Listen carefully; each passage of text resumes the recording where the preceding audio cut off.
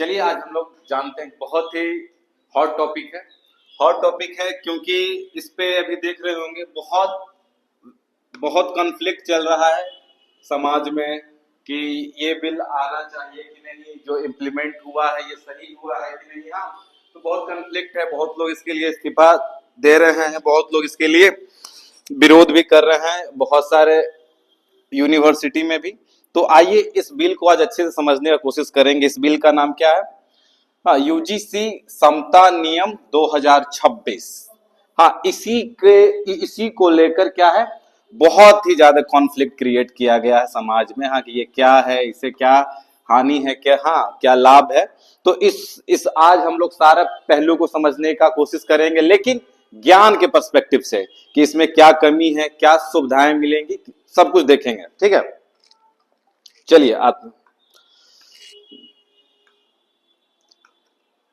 क्या परिवर्तन आया पहले। हाँ, इसके पहले इसमें 2012 का एक नियम चल रहा था, यूजीसी का 2012 का। तो सबसे पहले उसको हम लोग समझने का प्रयास करेंगे, वो क्या था। ठीक है, इसमें सबसे मेन बात क्या था आपको, ये नियमों की इसकी नियमों की जो प्रकृति थी,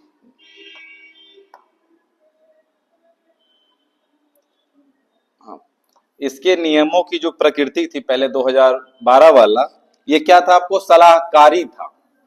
सलाहकारी दिशा निर्देशों पर आधारित था। ये मतलब एडवाइजरी था, ये मैंडेटरी प्रोविजन नहीं था। ये एडवाइजरी मींस ये एडवाइस किया गया, आप माने या ना माने आपके ऊपर डिपेंड करता है। दूसरा, संस्थागत संरचना क्या था, एससी और एसटी सेल और समान अवसर सेल, इक्वल अपॉर्चुनिटी सेल केवल सुझाव के तौर पर थे, अनिवार्य नहीं थे। इस बात को गौर करेंगे, पहले क्या थे, अनिवार्य नहीं थे। और इन्फोर्समेंट क्या था उसमें सिस्टम में 2012 वाले में, संस्थानों में नियमों को लागू करने का कोई एक समान तरीका नहीं था। मतलब कोई भी प्रोविजन नहीं था कि अगर इसको फॉलो नहीं हो रहा तो हम लोग कहां जाएंगे, किसके पास कंप्लेन करेंगे, कुछ ऐसा प्रोविजन पहले नहीं था। ओके, नेक्स्ट देखेंगे। नेक्स्ट इसमें क्या है, शिकायत निवारण तंत्र कमजोर था और अक्सर प्रभावी नहीं होता था। जवाबदेही इसकी किसके पास थी पहले, भेदभाव को संबोधित करने में विफल विफल रहने वाले संस्थानों की जवाबदेही सीमित है इसमें। अब आइए नया व जो ढांचा बना है उसमें क्या क्या चीज इंप्लीमेंट हुआ, क्या क्या चीज इसमें लागू हुआ, जो हम लोग देखेंगे लाइन बाय लाइन। ये इसी में आपको वो सारे फैक्ट मिलेंगे जो विवाद के कारण है, जिसको हम लोग अच्छे से देखेंगे और समझेंगे। विनियामक स्थिति क्या है, अनिवार्य वैधानिक, अनिवार्य वैधानिक नियम मतलब मैंडेटरी है, ये केवल सलाह नहीं है, इसको फॉलो नहीं कीजिएगा तो आपको पनिशमेंट मिलेगी। यानी कि अब ये क्या है, एक लॉ है। ये क्या है, एक लॉ है, एक नियम है। पहुंच, सभी जगह लागू होने वाला एक समान राष्ट्रीय तंत्र, सभी जगह लागू होने वाला एक समान राष्ट्रीय तंत्र। प्रक्रिया, शिकायतों को हल करने के लिए समयबद्ध प्रक्रिया, समयबद्ध प्रक्रिया टाइम बाउंड प्रोसीजर, मतलब एक समय के अंदर आपको इसका रेजोल्यूशन करना पड़ेगा।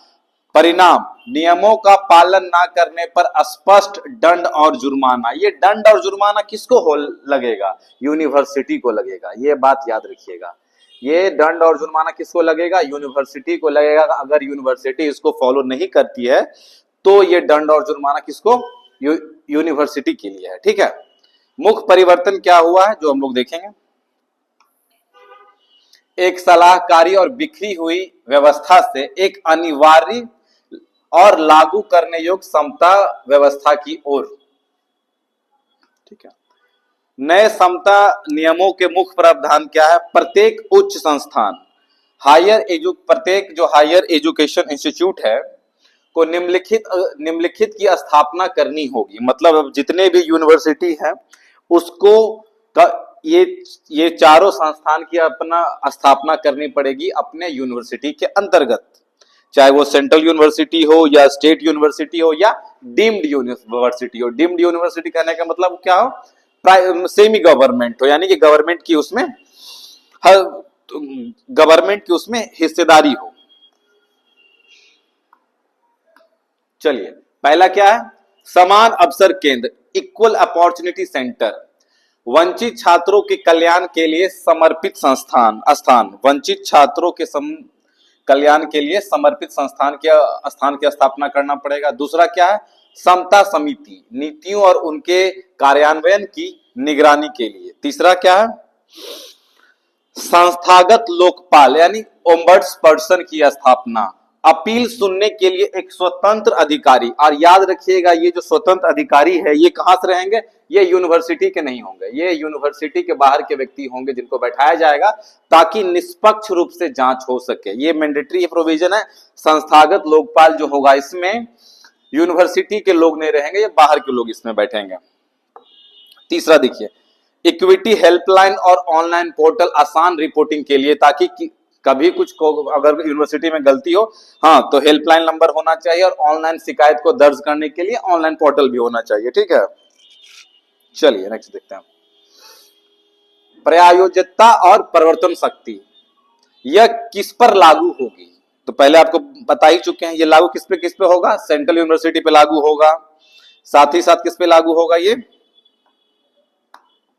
हाँ, स्टेट यूनिवर्सिटी पे लागू होगा। साथ ही साथ निजी यूनिवर्सिटी पे भी लागू होगा और डीम्ड यूनिवर्सिटी पे भी लागू होगा। निजी पे भी लागू होगा और डीम्ड यूनिवर्सिटी पे लागू होगा। ये बहुत महत्वपूर्ण है। मतलब कि अब जितने यूनिवर्सिटी हैं, चाहे वो सेंट्रल हो, स्टेट हो, प्राइवेट हो या फिर डीम्ड यूनिवर्सिटी हो, अर्लियर जो एडवाइजरी थी, एडवाइजरी वो प्राइवेट पे काम बिल्कुल भी नहीं करती थी। एडवाइजरी जो 2012 वाली थी, लेकिन अभी जो बना 2026 वाला, ये क्योंकि ये कानून बन चुका है तो ये सारे पे लागू हो गया है। चलिए नेक्स्ट देखते हैं। परिवर्तन शक्ति या एनफोर्समेंट पावर, रिपोर्टिंग, यूजीसी को अनिवार्य अनुपालन रिपोर्ट सौंपनी होगी। ठीक है, यूजीसी को अनिवार्य अनुपालन रिपोर्ट सौंपनी होगी हर हाल में। नेक्स्ट देखिए, इसमें दंडात्मक उपाय, जुर्माना होगा, मान्यता रद्द किया जाएगा, उस कॉलेज का लाइसेंस रद्द हो जाएगा। फंडिंग पर अफेक्ट पड़ेगा, जो फंडिंग देती है कौन? यूजीसी, वो उस पर अफेक्ट पड़ेगा। सरकारी अनुदान को जो है ये भी रुक जाएगा। महत्व देख लेंगे क्या है? यह कैंपस प्रशासन में नियामक जवाबदेही पैदा करेगा। मतलब क्या? अकाउंटेबिलिटी। अब कोई भी कॉलेज की जो कैंपस होगी उसकी अकाउंटेबिलिटी होगी कि उसके कैंपस में ये सारे rules and regulation properly follow हो। अब हम लोग देखेंगे मेन इशू जिसके लिए हम लोग, हाँ, विवाद चल रहा है इतना।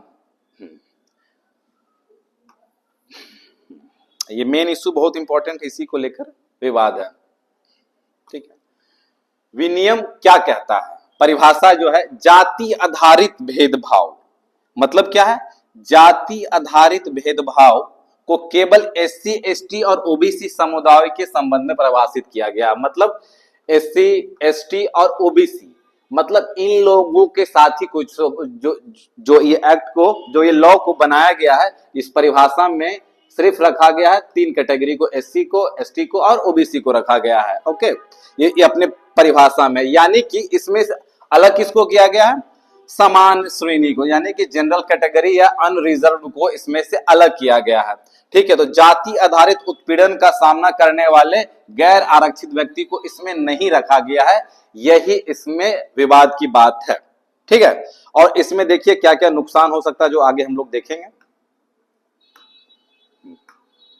मुख्य समस्या क्या है? सुरक्षा श्रेणी विशिष्ट बनाया गया, कैटेगरी स्पेसिफिक बनाया गया, यानी कि ये सार्वभौमिक नहीं है, यूनिवर्सल नहीं है, कैटेगरी स्पेसिफिक, यानी कि एससी, एसटी और ओबीसी है।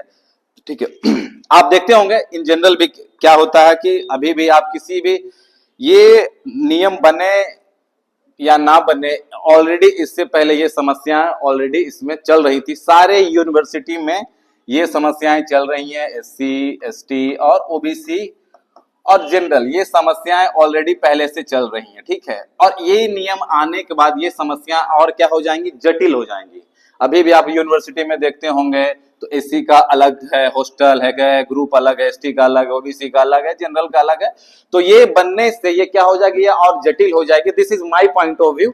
हाँ, बाकी आप लोग देखेंगे क्या क्या प्रोविजन है इसमें।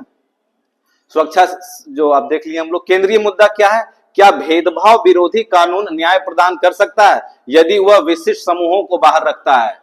ठीक है, ये केंद्रीय बिंदु है कि अगर किसी एक विशेष समूह को उसे बाहर रख सकते हैं तो क्या यह न्याय प्रदान कर सकता है? चलिए, चयनित सेलेक्टिव प्रोटेक्शन दिया गया। सेलेक्टिव प्रोटेक्शन कैसे दिया गया? क्योंकि इसमें एससी हो, एसटी, ओबीसी की रक्षा करता है, लेकिन दूसरे यानी कि समान श्रेणी को स्पष्ट रूप से इसमें बाहर रखता है।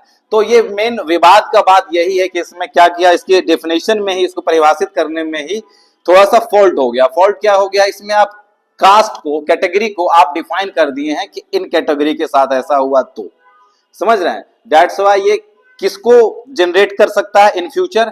ये कैंपस पोलराइजेशन को जनरेट करेगा। क्या करेगा? कैंपस पोलराइजेशन, यानी कि कैंपस में ध्रुवीकरण जो ऑलरेडी पहले से चल ही रहा है, और आप ऐसा बना देंगे तो क्या हो जाएगा? सरकार ने उसे और छूट दे दिया कि नहीं, आप क्या कीजिए, पोलराइजेशन कीजिए। ठीक है, तो ये समस्या और क्या हो जाएंगी? जटिल हो जाएंगी। तो इसको और अच्छे ढंग से सही किया जा सकता है मेरे पॉइंट ऑफ व्यू से, फिर आप लोग अपना देखेंगे इसमें। ठीक है, देखिए, कैंपस का ध्रुवीकरण, डर है कि इससे जातिगत पहचान का संस्थागतीकरण होगा, जिससे दूरियां सुलझने की बजाय और दूरियां क्या होंगी? गहरी होती जाएंगी। ओके, प्रोसीजरल ओवररीच, आलोचकों का तर्क है कि यह विश्वविद्यालय की स्वायत्तता पर यूजीसी द्वारा अत्यधिक नियामक नियंत्रण बनाया गया है। देखिए, और ये भी कहना था कि स्टेक होल्डर से पूछा नहीं गया। स्टेक होल्डर कहने का मतलब कि हितधारकों से पूछा नहीं गया है, बिना उसके हितधारकों से पूछ कर ये कानून बना दिया गया। जिस तरह से कानून बनाया गया, इससे यह प्रतीत होता है कि हितधारकों से बिल्कुल स्टेक होल्डर से पूछा नहीं गया। ऐसा लगता है कि प्रभावित छात्र संगठनों के साथ पर्याप्त चर्चा के बिना नियम को लागू कर दिया गया है। ओके, ठीक है, नेक्स्ट देखेंगे हम लोग। जमीनी घटनाक्रम क्या है? अभी छात्र विरोध, छात्र विरोध हो रहा है। विभिन्न विश्वविद्यालयों में प्रदर्शन स्टार्ट हो गए हैं, डिजिटल लामबंदी हो गया, व्यापक सोशल मीडिया अभियान चल रहे हैं, जैसे कि यूजीसी रोल बैक इस अशांति को उजागर कर रहे हैं। राजनीतिक इस्तीफे, राजनीतिक इस्तीफे है, नेताओं द्वारा राजनीतिक इस्तीफे और कड़े बयान दिए जा रहे हैं। मुख्य चिंता का विषय क्या है? समता ढांचा, इक्विटी फ्रेमवर्क सामाजिक विभाजनों को सुलझाने की बजाय और इसे और ये गहरा कर देगा। सुप्रीम कोर्ट का हस्तक्षेप, याचिका, सुप्रीम कोर्ट में यूजीसी विनियमन को चुनौती देने वाले एक याचिका दायर हुई है। उद्देश्य क्या है? यह वर्तमान सीमित परिभाषा की बजाय एक जाति तटस्थ यानी कास्ट न्यूट्रल, यहां पे कास्ट न्यूट्रल प्रोविजन की बात कहता है कि मतलब कि इसमें से आप वो प्रोविजन हटा दीजिए जिसमें क्या लिखा हुआ ओबीसी, एससी, एसटी, वो प्रोविजन हटा दीजिए, फिर ये नियम को लागू कीजिए, देन नो इश्यू। बिकॉज इसमें डायरेक्टली आप किसको टारगेट कर रहे हैं? हाँ, एक अनरिजर्व कैटेगरी को टारगेट कर रहे हैं। दैट्स व्हाई हाँ, याचिका दायर की गई है सुप्रीम कोर्ट में। क्या? क्योंकि ये संविधान में भी जो हमारा जो अनुच्छेद है 14-15 उसका भी ये हनन करता है। ठीक है, नेक्स्ट देखेंगे हम लोग। वर्तमान स्थिति क्या? सुप्रीम कोर्ट अब मामले की सुनवाई कर रहा है। याचिकाकर्ता का नाम क्या है? याद रखिएगा कि उनका नाम क्या है? विनीत जिंदल। उनका क्या नाम है? विनीत जिंदल द्वारा याचिका दायर की गया है। विशिष्ट मांग क्या है? याचिका में विनियम के जो रूल बने हैं उसका 3 क्लाउज सी, जिसमें ये बात कही गई है 3 क्लाउज सी में ओबीसी, एसटी, एससी उसको हटाने की बात कही जा रही है कि वो आप हटा दीजिए, फिर ये नियम को लागू कर लीजिए। ओके, चुनौती के संवैधानिक आधार क्या है? मुख्य आधार जातिगत भेदभाव, गैर समावेशी, हाँ, नॉन इंक्लूसिव परिभाषा है। इंक्लूसिव मतलब सभी को एक साथ लेके चलना है, और आप यहाँ किसी एक खास वर्ग को अलग कर रहे हैं। इसलिए मेन जो मुद्दा है यही है कि ये समावेशी कैसे हुआ? समावेशी बिल्कुल भी नहीं हुआ। आप एक को अलग रख के बाकी को साथ लेके चल रहे हैं। बहिष्कार, कानून के सुरक्षात्मक दायरे में गैर आरक्षित व्यक्तियों को स्पष्ट रूप से बाहर रखना, यह मुख्य मुद्दा था। शामिल संवैधानिक अनुच्छेद जो पहले आपको बता चुके, अनुच्छेद 14, कानून के समक्ष समानता, राज नागरिकों के बीच मनमाने ढंग से भेदभाव नहीं कर सकती है। दूसरा अनुच्छेद 15 भी हम लोग देखेंगे, भेदभाव का निषेध है, जिसमें राज केवल जाति, धर्म आदि के आधार पर भेदभाव नहीं कर सकता है। ये चीज हम लोग को याद रख लेना। और ये उस सिद्धांत का भी उल्लंघन करता है जो कानूनों के समान संरक्षण की उल्लंघन के सिद्धांत के विरुद्ध है कि कानून के सामने सब बराबर है। तो ये सारा मेरा पॉइंट ऑफ, ये सारा जो है इसमें रूल्स में लिखा गया, विरोध का कारण क्या है, और संविधान, और जो लोग, जो विनीत जिंदल जो सुप्रीम कोर्ट गए हैं, किस आधार पर गए हैं, ये आप लोग को मैंने बता दिया है। और कौन सी क्लाउज में दिक्कत है, 3 क्लाउज सी में दिक्कत है, इस नियम के क्लाउज 3 क्लाउज सी में दिक्कत है, जिसमें ये परिभाषा दी गई है SC ST OBC, ठीक है।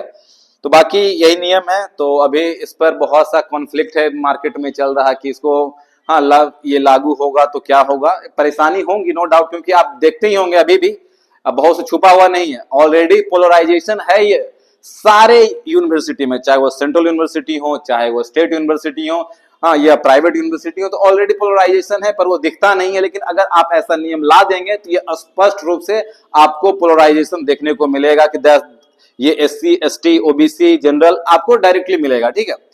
तो यही मैं हम लोग यहीं पे अपना, आप अपना बिल्कुल पॉइंट ऑफ व्यू बताइए कि कैसा लगा वीडियो, और आपकी क्या राय है कि इसको लागू होना चाहिए नहीं, या इसमें परिवर्तन होना चाहिए, बिल्कुल बताइए। वीडियो कैसा लगा कमेंट में बताइएगा। Thank you so much friend for watching this, have a great day, do take care of